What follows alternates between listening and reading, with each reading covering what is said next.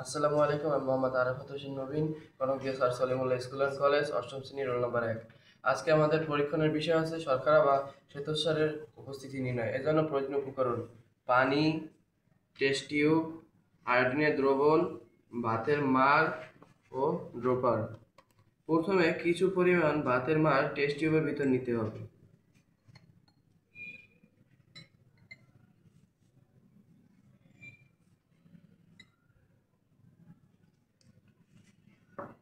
তারপর এর ভিতরে কিছু পরিমাণ পানি দিয়ে দিতে হবে।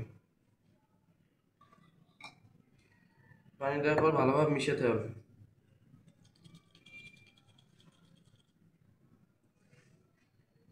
মেশানো হয়ে গেলে তারপর আয়োডিনের দ্রবণ দিতে হবে। ডোপারের সাহায্যে 2 থেকে 3 ফোঁটা আয়োডিনের দ্রবণ এই দ্রবণে দিতে হবে।